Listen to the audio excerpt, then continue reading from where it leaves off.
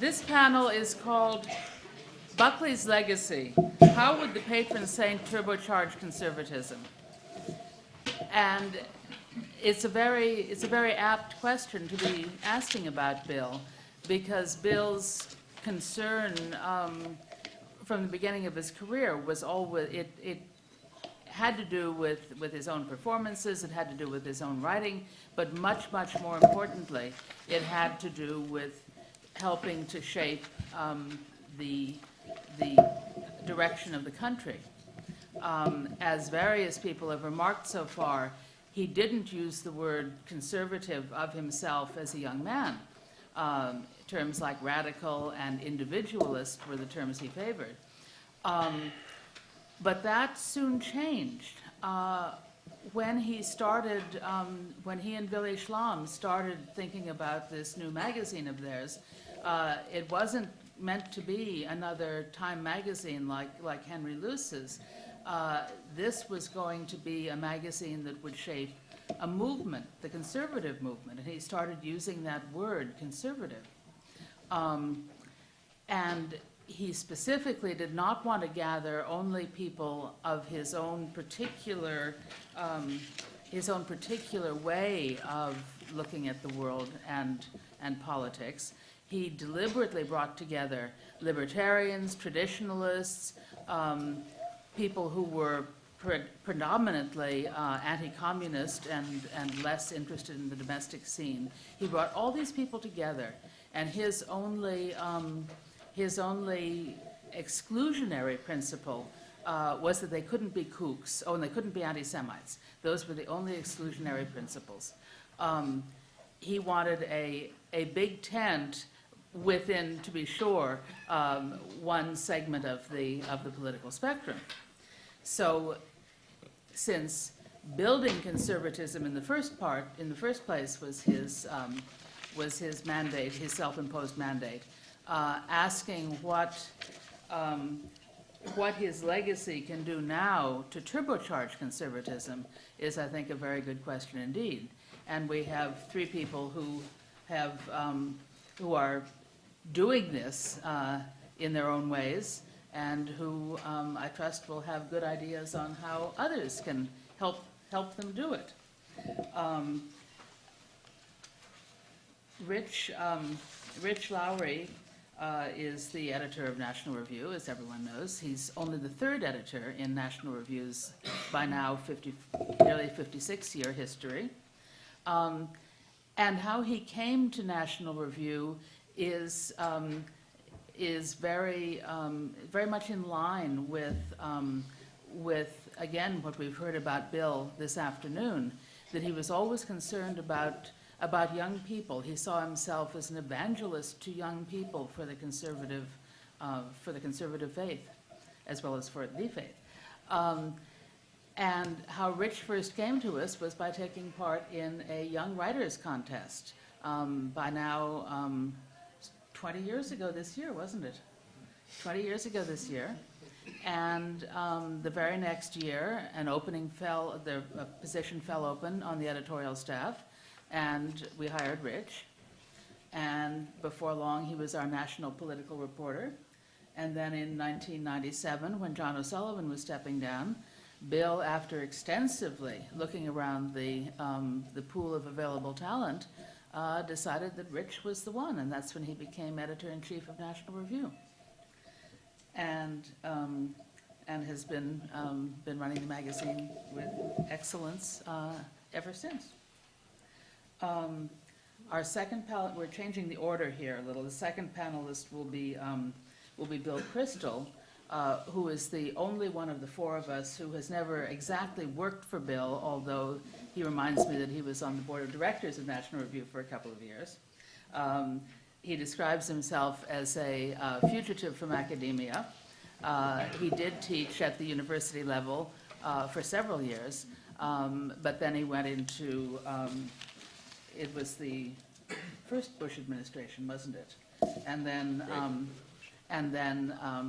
of course, became the founding editor of the Weekly Standard, a position that he has held with excellence and verve ever since. Neil Freeman Yale 62, has probably served. He hasn't worked for Bill as steadily as some of the rest of us. He's gone in and out. He's done other things. He's now with his own advisory firm, which he's run for a very long time now. But he probably has served Bill in more capacities than any of the rest of us, having been the initial publisher, director, the founding director of Firing Line, having syndicated Bill's column, having written for the magazine and served as an editor, as a contributing editor on the magazine, and being the basically man on the front lines in Bill's mayoral campaign. Senator Judge Buckley was the official campaign manager, but Neil was the guy who made the appointments and got Bill to them. Some of them. Yeah, right. And Neil writes and speaks and does all those other good things, but his what he did for Bill will always remain terribly important to those of us in this circle. So I will ask Rich Lowry to begin. Thank you, Linda. Thank you, everyone. Linda mentioned that Young Writers Contest I entered, and I actually I finished tied for second, which a very rude friend once told me really means I was third. But at least I was in the top three. But it's a pleasure to be here. Thank you to the folks at Yale for putting this on. It's a pleasure to be here with Linda, who literally wrote the book on Bill Buckley, with Neil Freeman, who lived and was integral to so much of this history we're talking about today, and with my esteemed colleague, Bill Kristol. Those of you out there who are disappointed with the Republican presidential field, please blame Bill Kristol, because he just didn't try hard enough to get another candidate into the race. I mean, he never tried walking around the streets of Washington with a sandwich board on or anything like that.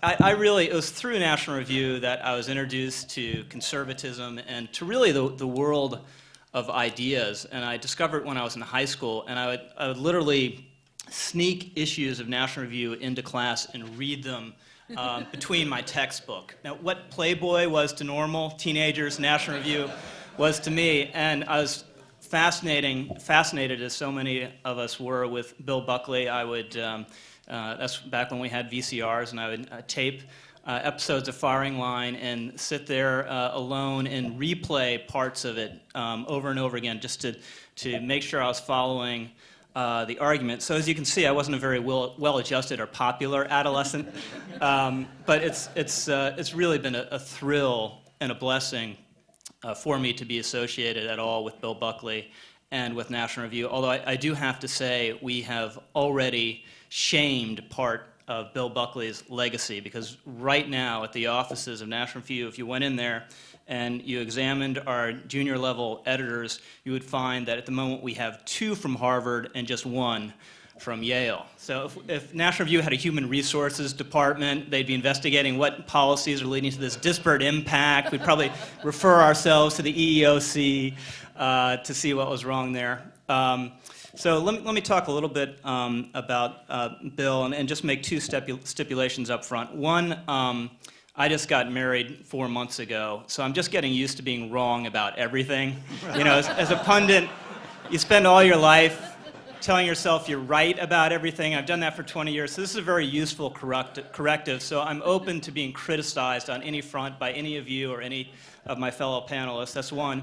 And 2, Mark Twain, right at the beginning of Huckleberry Finn, has a little note saying anyone who finds a motive in this book should be prosecuted, anyone finding a moral should be banished, and anyone seeking out a plot should be shot. And that's a little bit how I feel about people who speak a little too confidently about what Bill Buckley would think, feel, or do about anything, because he was such an original and fertile mind. But I do think we can obviously suss a few things out, and what I'd like to talk about briefly is just what I think Bill's attitude towards the Tea Party would be, because this is obviously the most interesting and important phenomenon and controversial phenomenon among some people on the right at the moment. And there's this view among the elite media and others at the Tea Party, you hear these clamorous anti-establishment populists who are trashing conservatism. And I don't think that's the way Bill would view them. He was a fascinating figure for many reasons, one of which is that he was really, in a lot of ways, the original elitist, right? You know, whether it was the vocabulary or the accent or just the sheer cosmopolitanism. I've heard Chris Buckley joke, I believe, that it wasn't until about age 12 that he realized he was growing up in an American family. I hope you weren't going to use that line tonight, Chris. I hope I didn't steal that. On the other hand, there was no one who was more fiercely anti-elitist than Bill Buckley. A lot of us tend to have an image of him from the later years when he was this beloved figure going on Charlie Rose, and isn't he sagacious and kind of cute? And when he was at Yale and coming out of Yale in his early career, he was utterly outrageous and a radical. There was a lot of Ann Coulter in Bill Buckley in that era. He defended Joe McCarthy. When Khrushchev was coming to visit New York City, he talked about dyeing the Hudson River red. So when Khrushchev crossed the Hudson, he reminded the rivers of blood in the Soviet Union. And